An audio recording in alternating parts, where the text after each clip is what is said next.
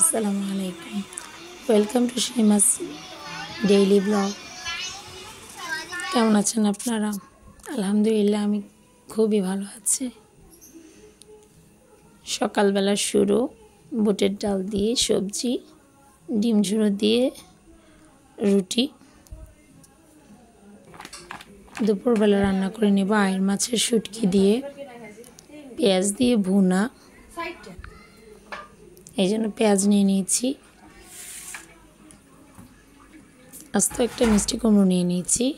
এখানে অল্প একটু রেখে বেশ অংশটাই কেটে রান্না করে ফেলবো, ভাজি করব। ডাল রান্না হচ্ছে,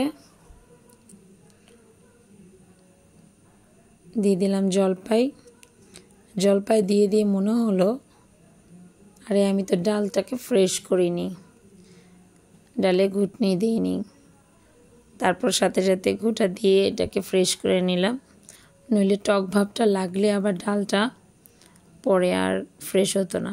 সাথে সাথে করে নিলাম, মনে ছিল না আগে ডালটা ঘুটে তারপরে জলপাই দিই, আজকে ভুল হয়ে গেছে।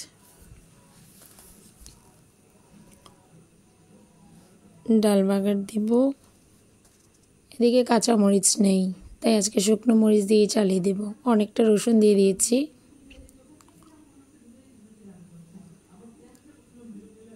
আমার এই অফিসেই সারাদিন কাটে। ডালের মধ্যে একটু হলুদ দিয়ে দিবেন পেঁয়াজ রসুনের ভাজাটার সাথে, তাহলে কালারটাই সুন্দর দেখায়। এই অফিসেই আমার সারাদিন কাটে। এই অফিসটার নাম হচ্ছে রান্নাঘর। আপনারা কে কে এই রান্নাঘরের অফিসে থাকেন সারাদিন কমেন্টে জানাবেন। মিষ্টি কুমড়োটা নিয়ে নিচ্ছি। বেস্টে মিষ্টি কুমড়া কেটে নেব আর অল্প একটু রেখে দিব, সবটাই লাগতো। তারপর রান্নার সুবিধার্থে একটু রেখে দিব যেন সবটা খাওয়া হয়ে যায়। মিষ্টি কুমড়া কাটছিলাম আর জায়েদের সাথে ঝগড়া করছিলাম এই বিচিগুলো নিয়ে। এর আগে আরও দুটো মিষ্টি কুমড়ার বিচি জমানো আছে, তবে আমার এই ফ্রেশ বিচিগুলোর দিকে সবার নজর। কেমন পুষ্ট দেখেন। সরি। এই যে মিষ্টি কুমড়োগুলো একটু চিকন করে কেটেছি যাতে ভালো করে সিদ্ধ হয়ে যায়, ভাজা হয়ে যায় তাড়াতাড়ি। এই যে আমার মিষ্টি কুমড়ো ভাজা হয়ে গেছে, রেখে দিব সাইডে।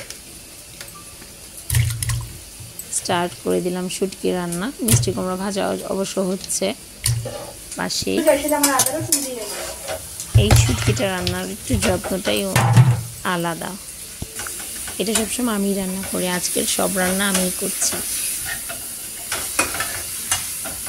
ডিম ভুনাটা শুধু ছোট যা করেছে।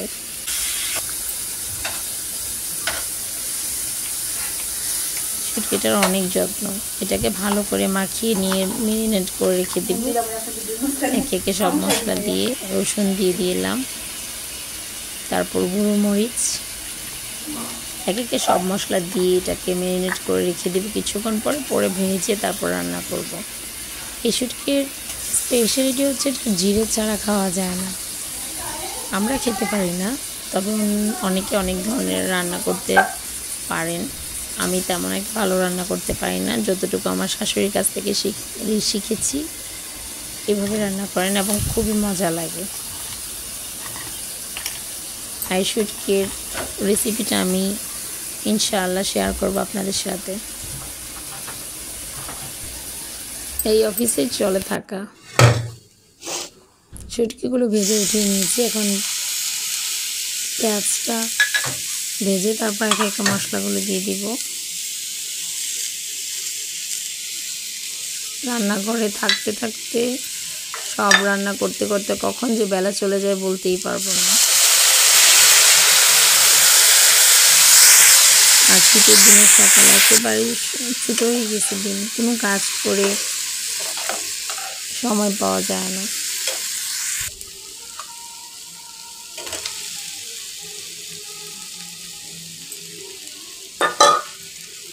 আমার সব রান্না হয়ে গেছে, এখন বাকি শুটকিটা রান্না হচ্ছে। এই শুটকিটা আমাদের বাসাটা বাচ্চারা ছাড়া সবাই খুবই পছন্দ করে। এই শুটকি রান্না করলে মাছ গোস্ত কেউ পাশ দিয়েও যায় না। এই শুটকিটা একটুও থাকবে না, সবটা শেষ হয়ে যাবে। রান্না শেষ হয়ে যাবে, এটা রান্না করলে রান্না শেষ। এখন গরম গরম খাবার সার্ভ করার সময়।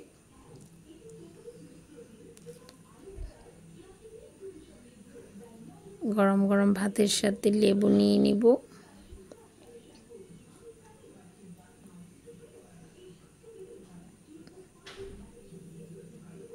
ডিম ভুনা,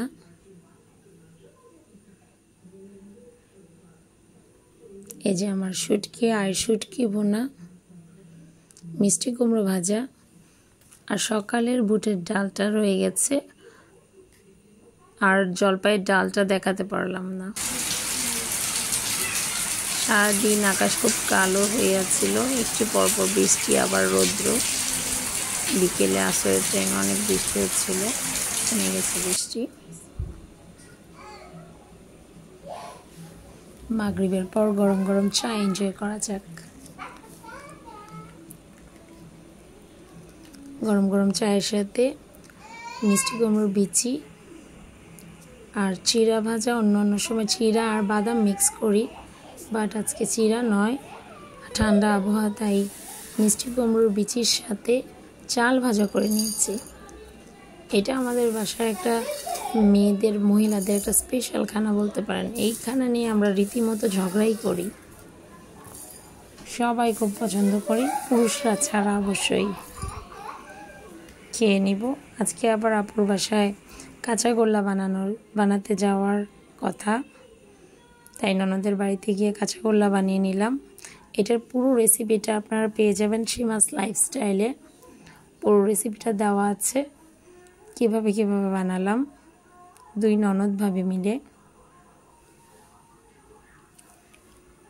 দেখে জানাবেন আমাদের কাঁচাগোল্লাটা কেমন হয়েছে। আমাদের কাছে তো খুবই মজা লেগেছে। বাজারের কাঁচাগোল্লা আর খেতে ইচ্ছা করবে না নিজের হাতেরটা খেতে পারলে। এটা চলে যাবে সৌদি আরব দুই ভাইয়ের কাছে, আমার দুই দেবর, আপুর দুই ভাই।